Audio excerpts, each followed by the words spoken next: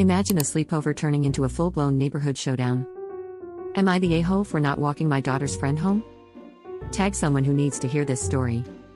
My daughter, Rowan, 11, recently hosted her very first sleepover. She invited her best friend, Amanda, almost 11, who lives just across the street and 2 houses down from us. They did all the classic sleepover activities: pizza, popcorn, a movie, face masks, and nail polish. Everything was going perfectly, until around 11 p.m. when Rowan came into our bedroom to let me know Amanda was homesick and wanted to go home. I went to check on Amanda, and while she assured me she was having fun, she really wanted her mom. Fair enough. I texted her mom, Susan, to let her know what was happening, and she said it was fine for Amanda to come home. So Amanda packed up her things, and I walked her to the porch. From there, I watched her walk the short distance to her house and go inside safely before heading back inside myself. The next day, I ran into Susan while she was out walking in the neighborhood. I asked how Amanda was doing, and, well, Susan was furious. Apparently, Amanda had been upset about leaving early, but what really got Susan's blood boiling was that I didn't walk her to the door. She berated me for letting her child walk home alone, at night, in the cold, with the potential of God knows what happening to her. For context, we live in a quiet cul-de-sac in a safe neighborhood. I stood on the porch the entire time and watched Amanda walk into her house before going inside.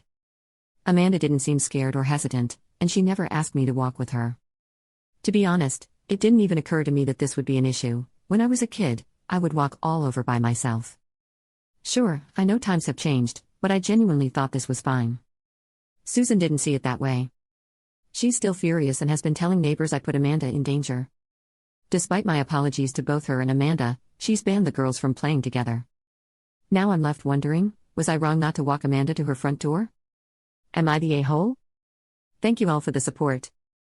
Here's some additional context. That night, it was just Amanda staying over, no other friends.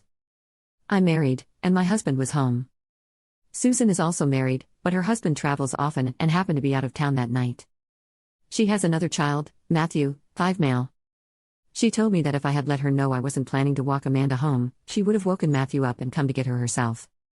One of the neighbors siding with Susan mentioned that I should have known how protective she is of her kids, especially since Amanda is typically a shy and fearful child. I'll admit, I did know this about Amanda, but my own kids are the total opposite, so it wasn't even on my radar to walk her all the way home. Maybe it should have been. If Amanda had asked me to walk her home, I absolutely would have. I can understand, to an extent, Susan being upset if she truly felt I put her child in a dangerous situation. I thought this would blow over after a couple of days, but this happened at the beginning of December.